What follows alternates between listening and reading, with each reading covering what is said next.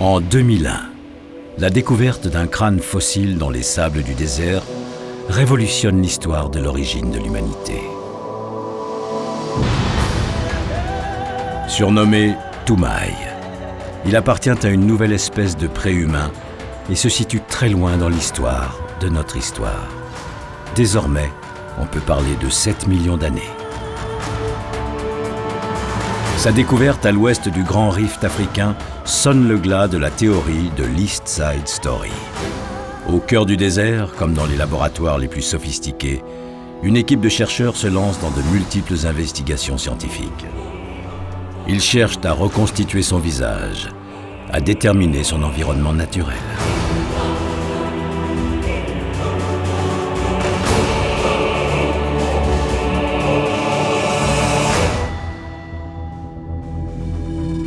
L'objectif de cette enquête est de révéler l'identité de Toumaï, le plus ancien d'entre nous.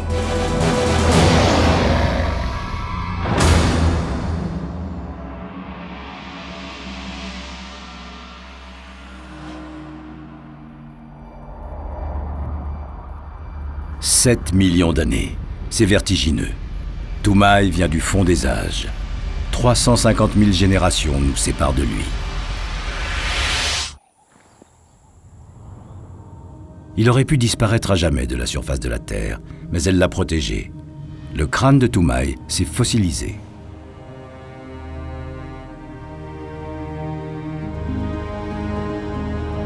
Depuis 30 ans, les scientifiques du monde entier pensaient que l'origine de l'humanité se situait à l'est de la vallée du Rift. Toumaï vient du centre du continent africain.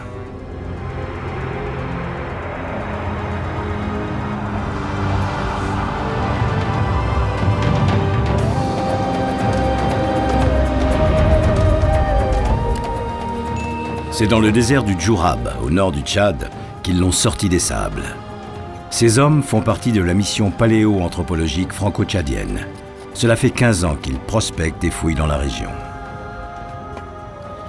Le directeur de cette mission est le professeur Michel Brunet du Collège de France.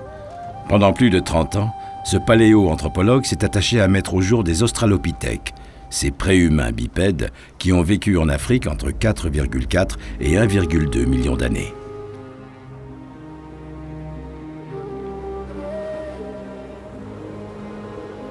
À force de persévérance, en 1995, ce nomade chercheur d'os et son équipe ont mis au jour la mâchoire d'un hominidé surnommé Abel. Âgé de 3,5 millions d'années, c'est le premier australopithèque trouvé en Afrique centrale. 300 000 ans plus vieux que Lucie, la petite australopithèque d'Éthiopie, longtemps considérée comme la grand-mère de l'humanité. Et en 2001, au Tchad, ils ont découvert Toumaï. Protégé par le sable et les sédiments, le crâne a refait surface grâce à l'érosion du sol par l'action du vent. Les scientifiques ont montré qu'il s'agit d'un hominidé, un préhumain. Pour eux, le fossile est âgé de 7 millions d'années. Les théories existantes sur notre origine sont donc à repenser. C'était là, cet emplacement, hein?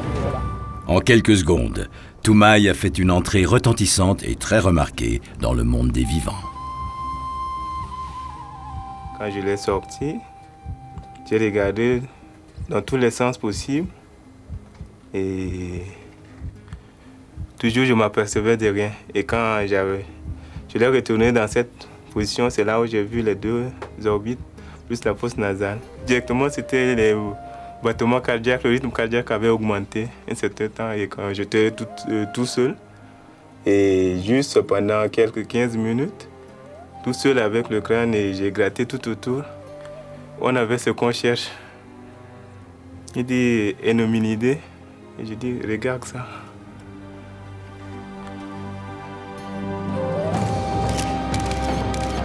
Et ce préhumain, c'est le président de la République du Tchad, Idriss Déby, qui l'a baptisé Toumaï, ce qui signifie « espoir de vie » en langue locale gorane.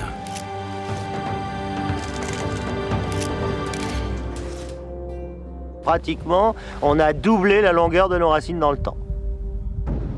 C'est un messager d'un très lointain passé. C'est une fierté, vraiment. Une fierté nationale. Ouais. J'ai décroché le téléphone et il m'a dit « David, on l'a trouvé ».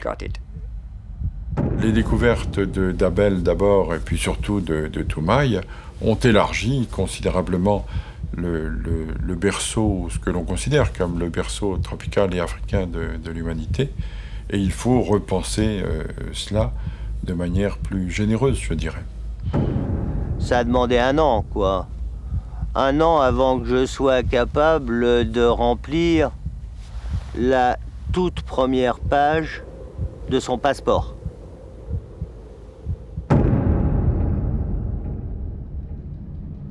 L'enquête commence.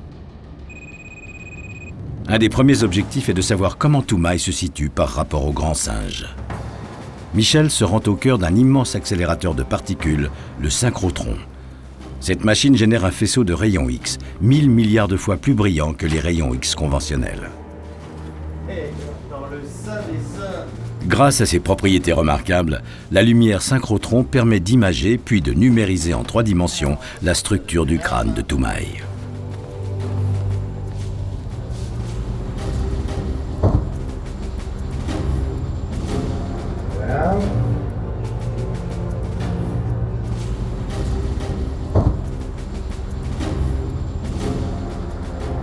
Bon, mais le plus sage maintenant, c'est de quitter les lieux. Hein. Ouais.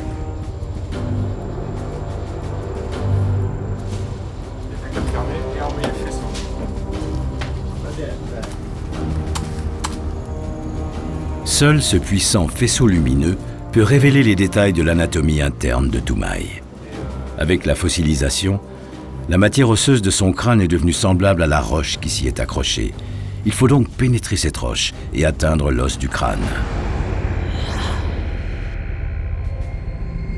En procédant de cette façon, les chercheurs révèlent les moindres détails de sa morphologie, précisément sa mâchoire. On voit ici la canine, les 2 prémolaires, les 3 molaires. Et ce qui est le plus intéressant sur cette image, c'est qu'on voit nettement que les 2 prémolaires ont toutes les 2 3 racines. Ce qui est un caractère primitif hérité de l'ancêtre commun aux chimpanzés et aux humains. Ce premier indice situe Toumaï très loin dans le temps, juste après la séparation entre les chimpanzés et les préhumains.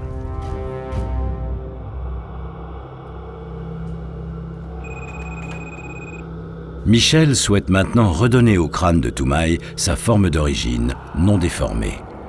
À cause de la pression des sédiments et du sable, le fossile a pu être endommagé. Si tel est le cas, la reconstitution du crâne serait impossible.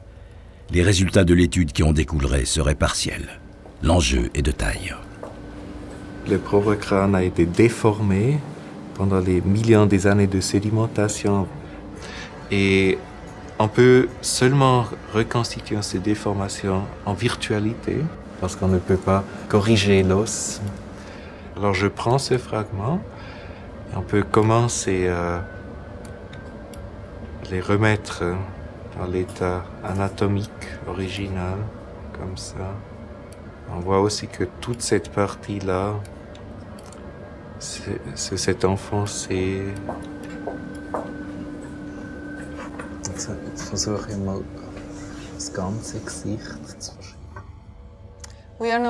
Nous comparons les 2 reconstructions élaborées de manière complètement indépendante pour voir si nous arrivons à un résultat semblable ou non. Les 2 chercheurs ont procédé à cette reconstruction virtuelle en intégrant dans leurs ordinateurs les images effectuées au synchrotron. Sans se concerter, ils ont assemblé les pièces en 3D. Après 1 an de travail, ils disposent de variantes du crâne qui sont très similaires. Ils peuvent maintenant mettre en œuvre la réalisation de moulages en résine.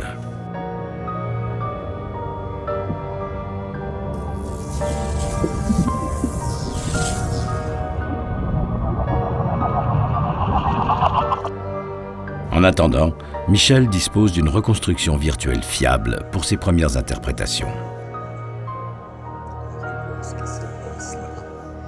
La reconstruction permet de savoir avec précision quelle était l'inclinaison de la base du crâne vers l'arrière, ce qui est extrêmement important parce que entre, par exemple, ce crâne de gorille mâle où vous avez une face nucale qui est très redressée, alors que sur ce crâne-là, eh bien, cette face-là, telle qu'il est déformée, elle apparaît redressée, mais quand il est reconstruit, eh bien, finalement, on se rend compte qu'elle est très inclinée vers l'arrière et qu'elle rentre dans le domaine de la variation observée chez les australopithèques. Or, les australopithèques sont bipèdes.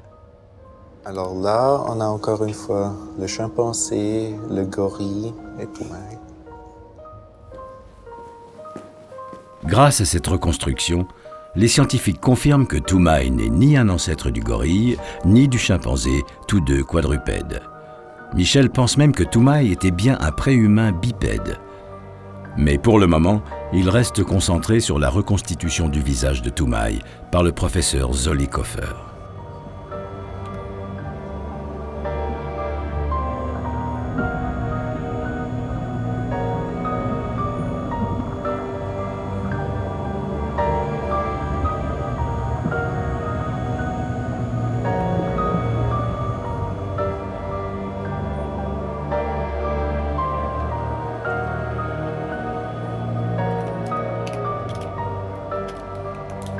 Première fois qu'on voit le visage sans déformation, presque parfaitement symétrique. Le visage d'un hominidé, du premier hominidé. Au cours de la fossilisation, la pression des sédiments a déformé le crâne de Toumaï. Grâce à cette reconstruction numérique en 3D, il retrouve maintenant sa forme d'origine.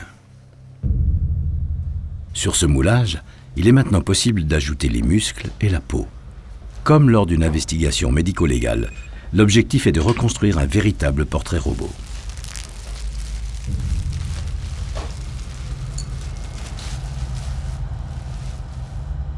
On est sûrement beaucoup plus proche de la réalité. Voilà. Hein? Regarde, quand tu le regardes de dos. Enfin, de dos, en face occipital. Ouais. Tourne-le, tu vas voir. Je te mettrai des muscles partout. Ouais.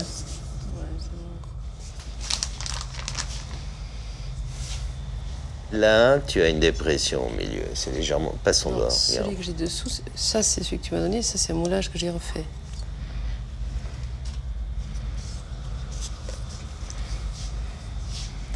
Oui, tu vois, là, on voit bien la différence avec cette partie-là subnasale, ici, qui est très courte, et là, chez le chimpanzé, cette partie subnasale qui est très allongée. C'est très différent, à la fois des chimpanzés et des australopithèques. Hein. Ah oui, toi qui as fait Lucie, c'est complètement différent, quoi. Ah oui. C'est complètement différent, à ce niveau-là. Elisabeth a sculpté de nombreuses reconstitutions d'hominidés. Mais la réalisation de la tête de Toumaï est une opération délicate. C'est un nouveau défi à relever, car la sculptrice travaille sans modèle. Elle doit reconstruire quelque chose de complètement nouveau. C'est une créature à part. Toumaï n'est ni un grand singe, ni un australopithèque. C'est un hominidé d'une nouvelle espèce.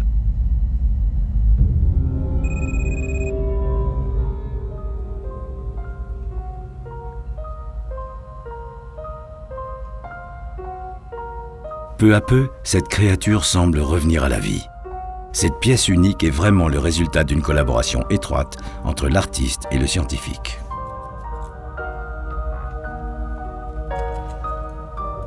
Et le paléo-anthropologue veille au respect des moindres détails. Michel est très attentif à la reproduction des caractères anatomiques de cette reconstitution. Le but de l'opération, c'est d'avoir une canine qui soit globalement plus pointue, quoi. Plus pointue, qui va les faire dépasser des autres un peu, mais bon. D'accord. Ça, c'est un silicone thixotrope, quoi, gélifié. C'est possible. De toute façon, c'est... Forcément, le fait de mettre des yeux fait vivre la sculpture. Mais je crois que c'est pas mal là, à droite, non? Ouais, de toute façon, il faut que je travaille après devant une glace pour un... Je crois que c'est pas mal. Le premier visage de l'humanité se révèle enfin à nous.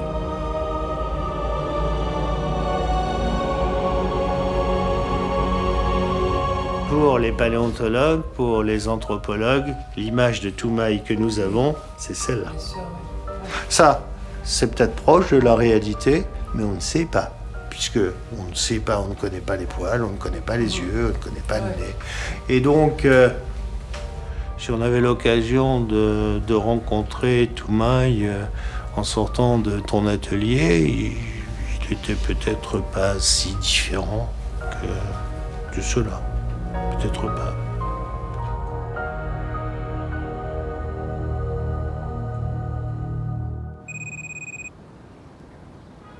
Michel dispose maintenant de 3 éléments. Le moulage du crâne fossile original, un moulage en résine du crâne reconstruit et une sculpture en élastomère rigide. Il souhaite montrer toutes ces pièces au professeur David Pilbeam. Depuis près de 30 ans, ces deux savants explorent de nouvelles pistes. Alors que leurs confrères cherchent à l'est de l'Afrique, les deux amis sont partis ensemble à la conquête de l'Ouest en 1984. À Harvard, ils sont sur le point de confirmer définitivement que Toumaï appartient bien au rameau humain. Tu te souviens de celui-ci? Ah, monsieur Toumaï. Il est un petit peu écrasé, déformé. Un beau spécimen. Mais tu n'as jamais vu celui-là. Michel présente le moulage du crâne non déformé. Waouh! Ah, c'est le travail de Zollikofer et Marcia à Zurich. Fantastique. Un bipède, je pense. Je m'attendais à ce qu'un hominidé ancien ressemble à un singe africain, un gorille ou plutôt à un chimpanzé. Mais non. Définitivement non. C'est vraiment une surprise. Avec cet énorme bourrelet susorbitaire, c'est clairement un mâle. Oui, bien sûr, c'est un mâle. Si c'était une femelle, je préférerais ne pas croiser le mâle par une nuit sans lune. Ah, quel travail impressionnant. Et avec ça, quelque chose de complètement nouveau.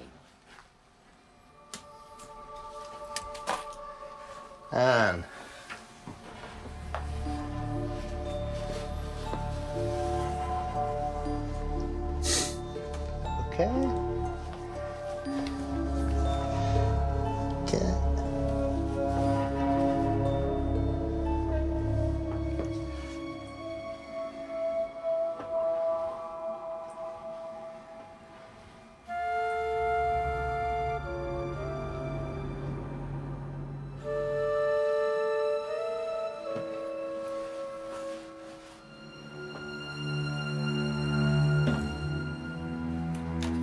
C'est très beau. Il est très élégant.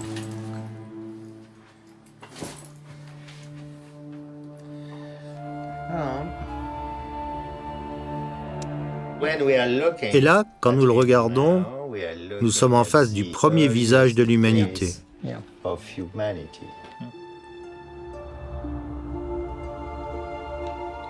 J'aime bien son visage. Ouais. À force de le regarder, on pourrait presque l'imaginer vivant.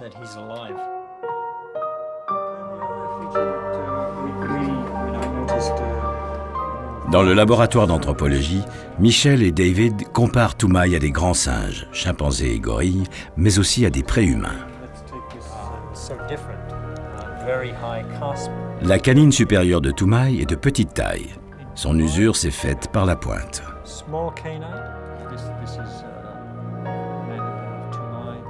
Sa face est plus courte et plus plate que chez les grands singes. Son bourrelet au-dessus des orbites est très fort, caractéristique d'un mâle. Le plan de la nuque est très incliné vers la base du crâne. La tache de sa colonne vertébrale est plus en avant que chez les grands singes.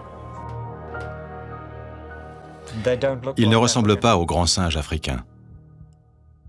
Nous devons être très proches de la séparation entre les chimpanzés et les hommes. Toumaï appartient bien au rameau humain.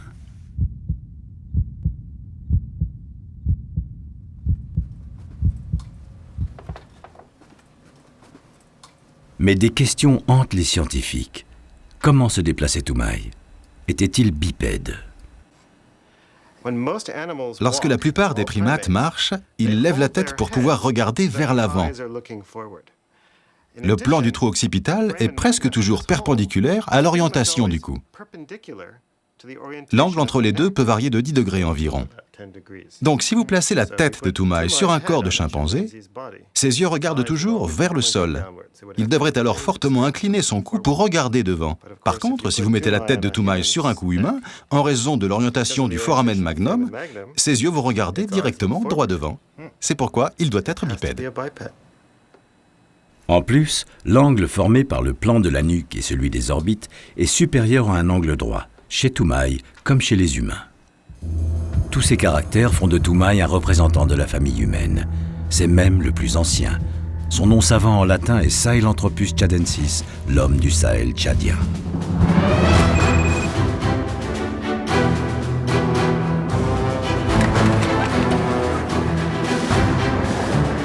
Mais l'enquête ne s'arrête pas là pour autant. Michel et son équipe retournent au Nord Tchad, sur le site de fouilles. Pour les paléontologues, c'est une nouvelle opportunité de chercher d'autres fossiles de préhumains, comme Toumaï. Les jeeps s'arrêtent d'abord à Salal, dernier village avant l'immensité du désert du Djourab. C'est leur dernier ravitaillement en eau et en gazole avant d'affronter plusieurs semaines en milieu extrême.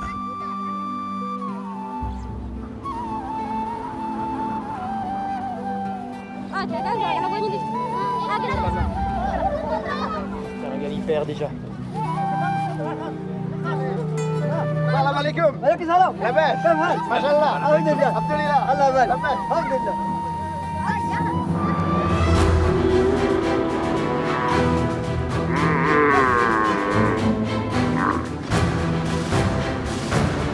Les véhicules progressent maintenant hors piste, guidés par le GPS, et ils doivent s'habituer au rythme du désert. 1 km à l'heure, il nous reste 100 km, ça va? À 3 jours de tout lieu habité, la caravane parvient à destination. Il leur faut être sacrément motivés pour venir se perdre dans les sables du désert, car ici, ce n'est pas le grand luxe, et les amplitudes thermiques sont impressionnantes, de 0 à 5 degrés la nuit, et jusqu'à 45 degrés le jour. On va prendre.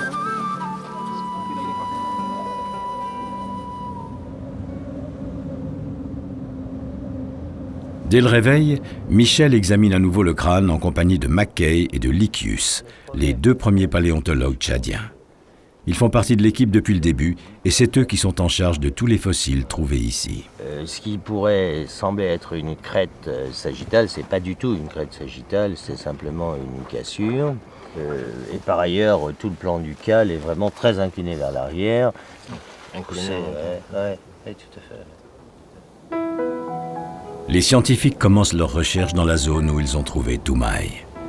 S'ils découvrent d'autres fossiles, cela apportera de nouveaux indices sur son histoire, des précisions sur son âge, des traces de la faune qui vivait à son époque.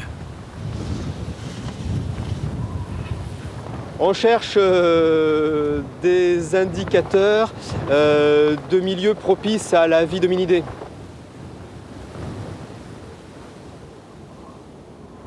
On compte en milliers de restes de faune pour un reste d'hominidés. La proportion est vraiment dérisoire. Son rapport est de 1 pour 1000. C'est peu probable qu'il trouve d'autres fossiles d'hominidés, à moins d'y ajouter le facteur chance. Il n'y a pas de chance. La chance, ça n'existe pas, ça se mérite. Pour trouver des hominidés, eh bien, il faut en chercher. Il faut d'abord rechercher où il y en a, et puis à un moment ou à un autre, on en trouve. Alors, ce qui est souvent le plus long, c'est de trouver l'endroit où il y en a. Avec l'équipe, on a trouvé l'endroit où il y en a, donc le plus dur est fait. Après, on va en trouver d'autres, c'est comme les champignons.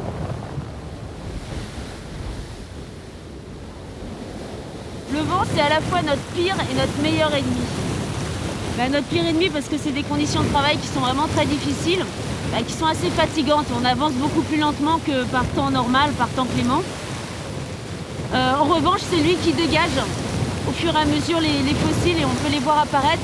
On peut revenir sur un même site d'une année sur l'autre et on aura de nouvelles choses qui seront mises au jour.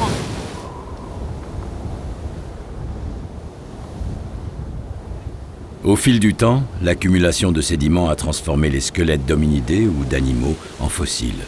Aujourd'hui, le vent érode le terrain et ils réapparaissent en surface.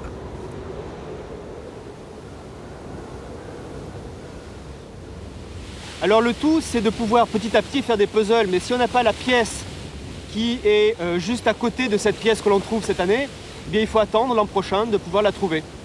C'est une sorte de puzzle non seulement en 3 dimensions, mais on y rajoute une 4e dimension, c'est la dimension temps, parce que peut-être que la pièce qui nous manque, on la trouvera que dans 3 mois ou dans 4 mois ou l'an prochain. Ils ont trouvé quelque chose apparemment.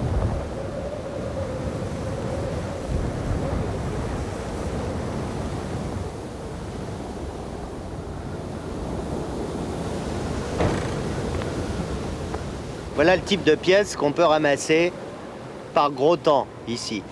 Une dizaine de centimètres, ça, c'est une mâchoire supérieure d'une grosse antilope.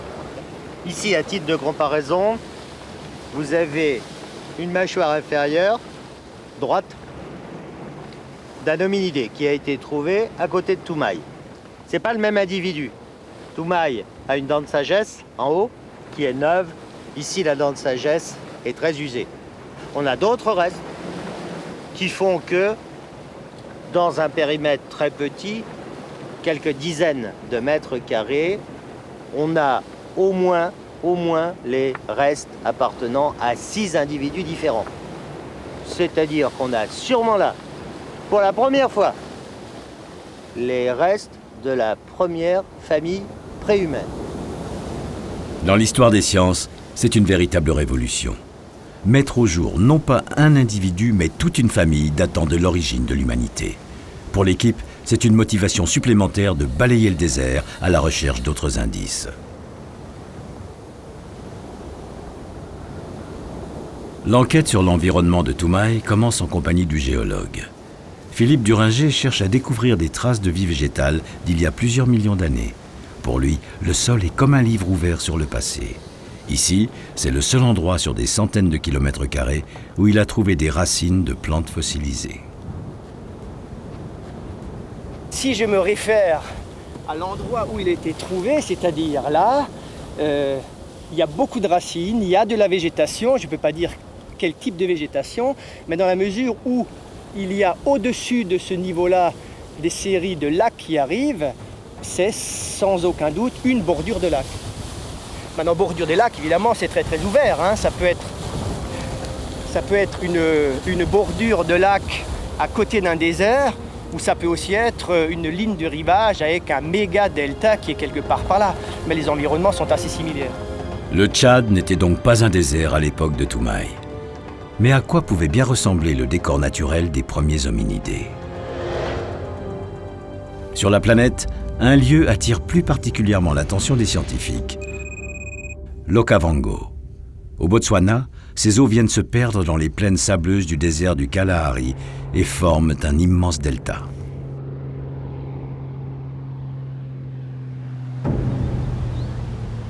Michel est persuadé qu'à l'époque de Toumaï, le Tchad ressemblait à l'actuel delta de l'Okavango. En compagnie de Peter Elliott, ils se mettent en quête du milieu de vie qui devait avoir la préférence de ces premiers hominidés.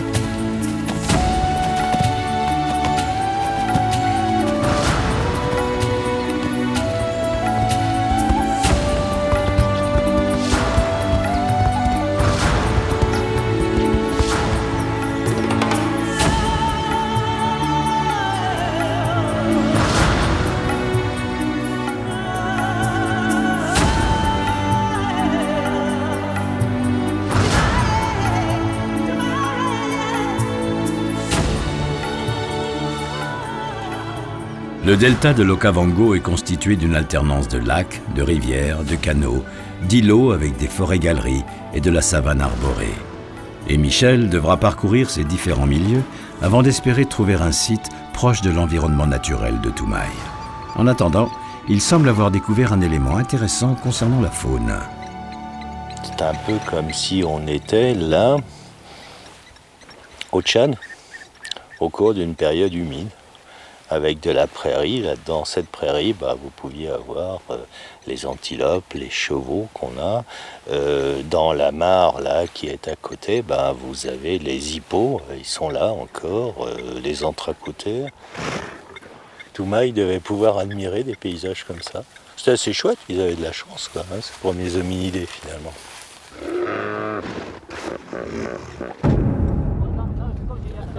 C'est plein de berbères, l'éléphant.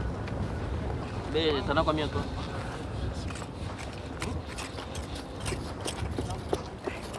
Au Tchad, l'équipe a mis au jour des fossiles d'animaux qui vivaient là à l'aube de l'humanité. Certains sont les ancêtres des espèces que l'on observe encore dans l'Okavango, notamment des girafes et des éléphants. Sur les sites de Toumaï, par exemple, on a effectivement des dents qui attestent bien qu'il y avait les girafes à l'époque de Toumaï. Là, c'est une espèce d'éléphant assez primitif, on appelle Anancus. On n'en trouve pas beaucoup. Donc là, c'est un spécimen assez important parce que ça permettra d'avoir, une base, une référence, avoir des valeurs chiffrées. C'est génial. On va mettre de la colle tout à l'heure. Chacun va qu'à ses occupations. De son côté, Philippe Duringer creuse son trou et descend dans les couches sédimentaires. C'est encore très costaud, c'est solide comme tout. Si on veut voir quelque chose d'intéressant, il faut creuser. Il n'y a pas beaucoup d'affleurement, il n'y a pas de coupe naturelle, il n'y a pas de carrière où l'on accède aux couches. Donc il faut faire sa carrière soi-même. On sait que Toumaï a été trouvé là, mais pour mieux comprendre cet environnement qui est juste là, évidemment, il faut comprendre ce qu'il y a avant et après. Bon, ça, c'est une mandibule de Tecodon. C'est un crocodile connu dans tous ces sites africains, qui est connu de 9 millions à 2 millions d'années environ. Ce qui fait que ça veut dire que quand on le trouve dans un site, ça veut dire qu'on est entre 9 et 2 millions d'années. Mais c'est pas très précis, hein. Bien sûr, c'est les mammifères qui évoluent beaucoup plus vite, qui eux vont donner des précisions beaucoup plus importantes au niveau de la datation. Et c'est très important ces formes-là parce que elles indiquent qu'il y a non pas des marigots que des marécages, mais aussi vraiment des zones d'eau vive avec beaucoup de poissons, beaucoup de proies potentielles.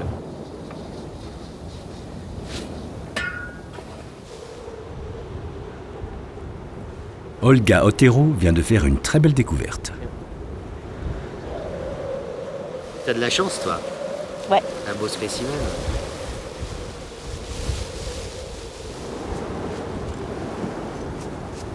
Ce fossile d'un poisson de grande taille renseigne les scientifiques sur l'environnement à l'époque de Toumaï. À partir des poissons, on a donc une vision des eaux qui étaient présentes à l'époque de Toumaï. On a des zones plutôt de marécages, des zones d'eau beaucoup plus profondes, bien oxygénées, bien renouvelées. Et la présence de certains petits poissons, il va falloir préciser leur régime alimentaire, mais a priori, certains poissons vivent plutôt dans des zones de forêt, puisqu'ils vont se nourrir par exemple des insectes qui tombent dans l'eau. Ce qu'on sait, c'est qu'on a probablement au moins certaines zones où il y avait des arbres qui étaient présents en bordure de rivière.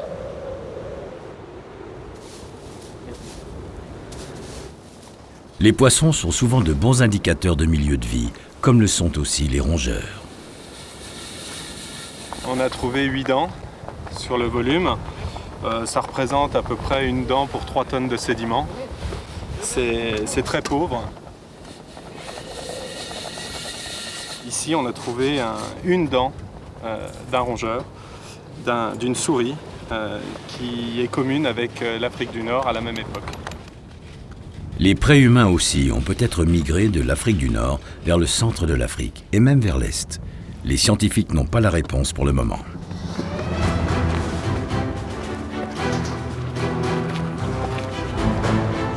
Dans des coques de plâtre, les chercheurs prélèvent les plus beaux spécimens de la faune de l'époque. Certaines espèces d'animaux sont plus faciles à dater que d'autres. Certaines d'entre elles aident à déterminer l'âge de Toumaï. On compare les faunes que l'on a découvertes ici sur le site de Toumaï par rapport à des faunes qui proviennent de sites qui eux sont datés, par exemple des sites d'Afrique de l'Est, au Kenya ou en Éthiopie par exemple. C'est-à-dire que si on a une forme comme celle-ci qui est plus primitive qu'une forme qui est connue à 6 millions d'années au Kenya, on va dire que le site ici a plus de 6 millions d'années. C'est comme ça qu'on est arrivé à cette évaluation de l'âge qui est autour de 7 millions d'années. Brunet savait qu'on trouverait de l'hominidé. Moi, je savais que si on en trouvait, il serait vieux. De cette façon, les scientifiques ont démontré que Toumaï est bien âgé de 7 millions d'années.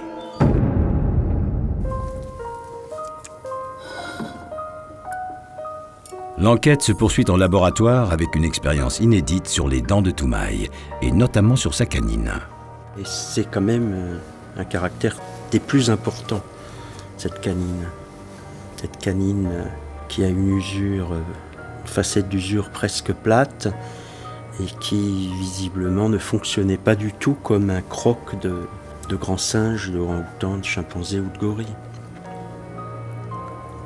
La manière dont les dents sont usées montre qu'il y avait une composante de broyage de meule très importante dans les dents de Toumaï.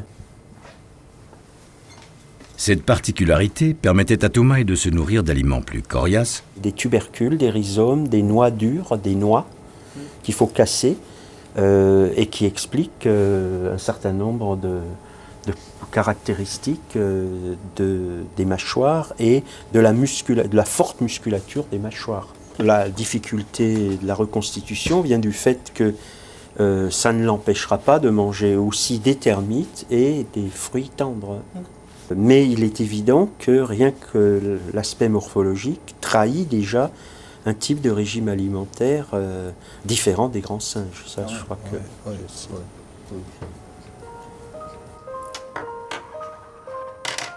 Le professeur Gégère cherche maintenant à affiner son analyse pour préciser l'alimentation de Toumaï. Il commence par prélever une infime quantité d'émail de ses dents.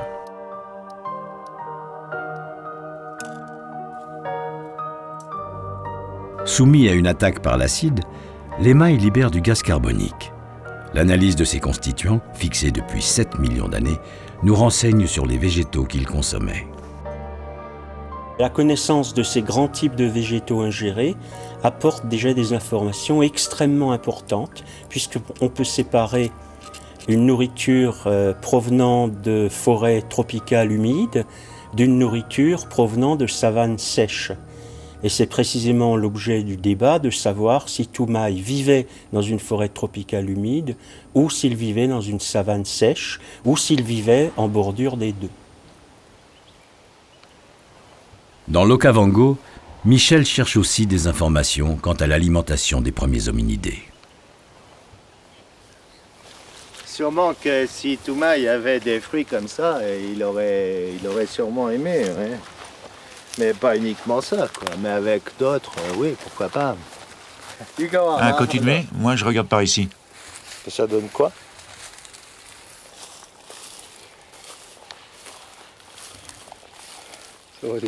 Qu'en pensez-vous, Michel?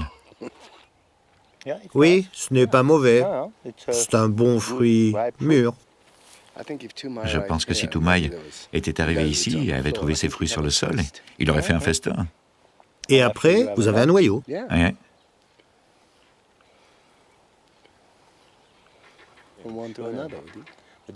Le problème ici, c'est qu'il n'y a que ce type de fruit. Aucune variété. Donc après épuisement des maroulins, qu'aurait-il pu faire? Traverser ceci? Non, beaucoup trop dangereux. Oui, trop dangereux. À l'époque de Toumaï, un terrible prédateur régnait en maître, le tigre à canine en lame de sabre. Il était bien plus imposant que le tigre actuel. Toumaï aurait pu mourir dévoré par l'un de ces grands félins. En tout cas, ce site n'est pas propice à l'existence des premiers hominidés.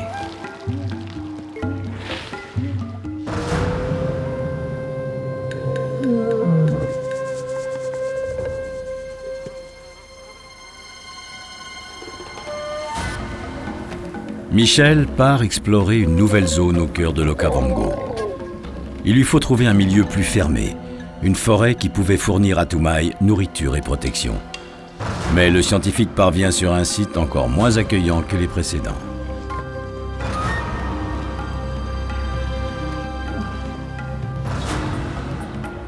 Cette fois, il est accompagné par John Chase, l'un des meilleurs guides de Botswana, et c'est l'odeur de ce cadavre d'éléphant qui lui a fait suivre cette piste.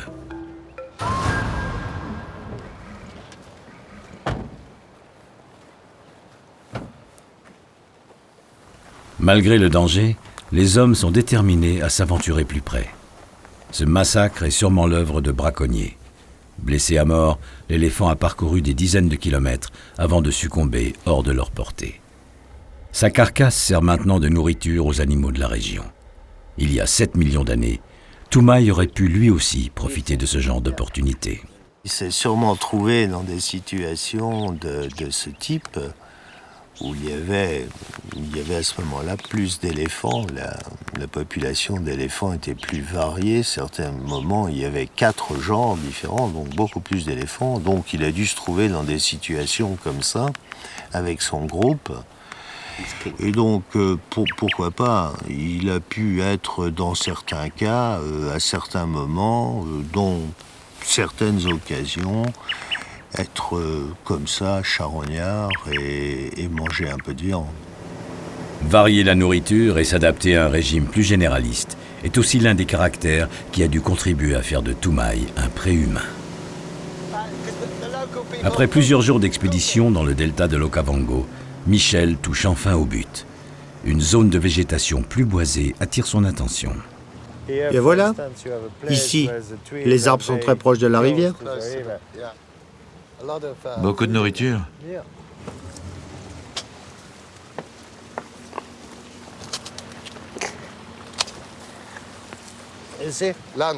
Le déjeuner.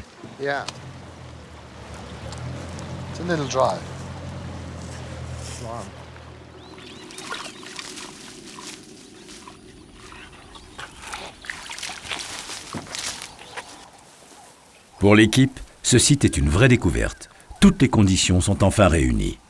Michel a trouvé le type d'environnement idéal fournissant nourriture et protection aux premiers hominidés. C'est mieux que l'autre. Et puis voilà, là, les noirs. Peut te casser.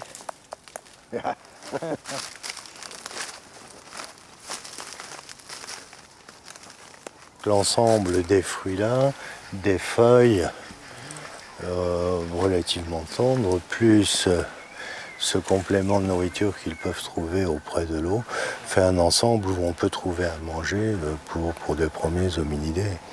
Par ailleurs, bon, il y a des arbres où ils peuvent se réfugier en cas de danger. Il fallait qu'ils soient prudents, sûrement ils ne se promenaient pas trop en milieu découvert. Mais ils devaient longer les bordures de l'eau et ça devait leur permettre de passer d'un endroit à l'autre et de trouver la nourriture pour l'ensemble du groupe.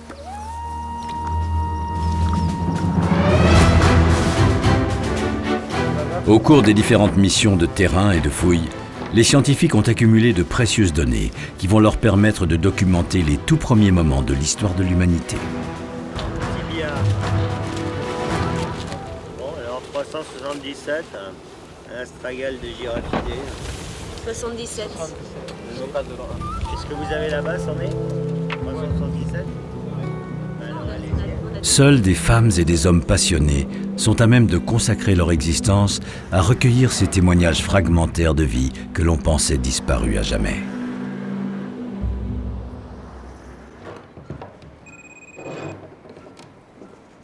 Tous ces fossiles collectés dans le désert sont conservés à N'Djamena, la capitale tchadienne.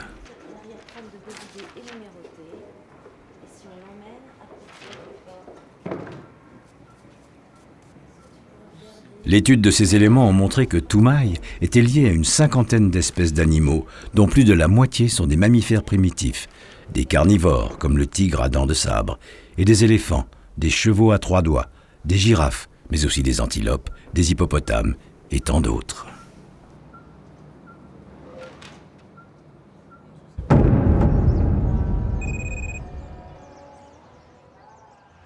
Grâce à ses investigations, Michel Brunet a réussi à redonner une identité au fossile Sahelanthropus tchadensis alias Toumaï, vivant au sein d'une famille d'au moins 6 individus. Pour le paléoanthropologue, Toumaï est une étape importante dans l'histoire de notre histoire. Cette longue saga des préhumains a commencé en 1924 quand Raymond Dart a mis au jour le premier australopithèque en Afrique du Sud. Avant Abel et Toumaï, toutes les grandes découvertes ont eu lieu en Afrique de l'Est. Là, ils ont trouvé des fossiles plus récents que Toumaï à 1 million d'années près. Ororine du Kenya et les ardipithèques d'Éthiopie. L'enquête continue donc à 2500 km à l'est du Tchad, longtemps considéré comme le berceau de l'humanité.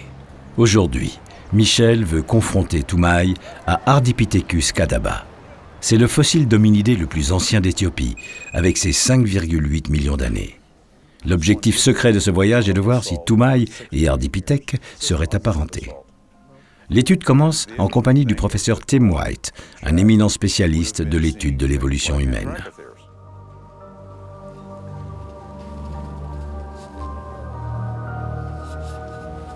Ils sont rejoints par le docteur Johannes Haile Selassie, le découvreur de l'Ardipithèque.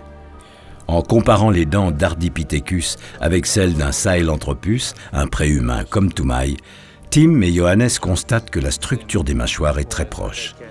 Ils pensent même que Toumaï pourrait bien être l'ancêtre d'Ardipithecus. C'est peut-être une information capitale sur de possibles migrations de préhumains en Afrique.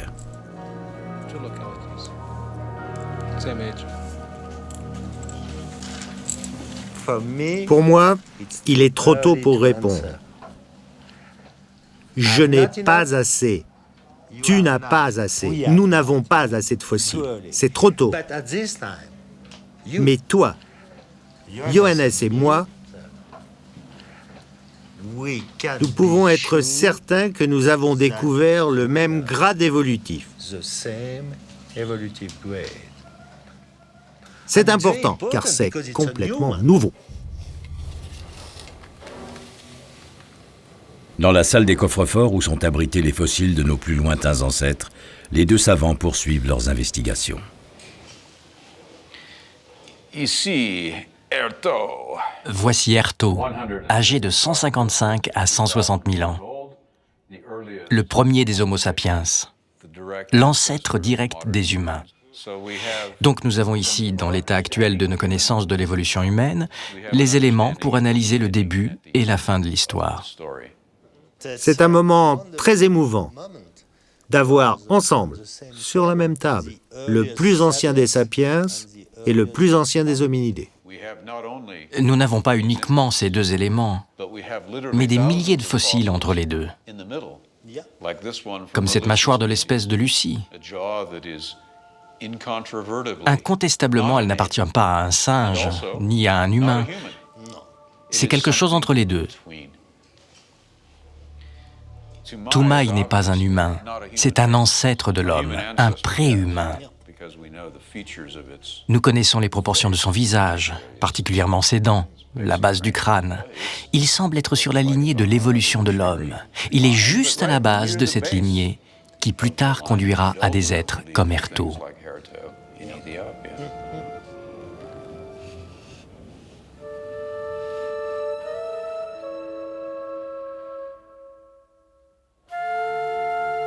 Pour les chercheurs, chaque découverte est un moment d'émotion extraordinaire. Ils nous racontent la plus belle des histoires, notre histoire.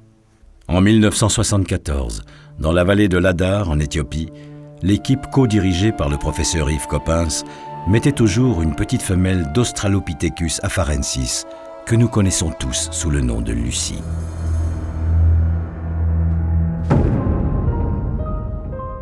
Que de chemin parcouru entre la découverte de Lucie et celle de Toumaï. Nous avons doublé la longueur de nos racines dans le temps. En 2008, en collaboration avec le CEREJ, une nouvelle méthode de datation au beryllium 10, l'équivalent du carbone 14 pour des périodes plus anciennes, confirme la datation du crâne à 7 millions d'années. Toumaï est donc bien le plus ancien d'entre nous. Mais l'histoire de l'origine de l'homme est en continuelle évolution. Les prochaines découvertes apporteront de nouvelles données et ce sera la suite de cette grande aventure humaine, l'histoire de notre histoire.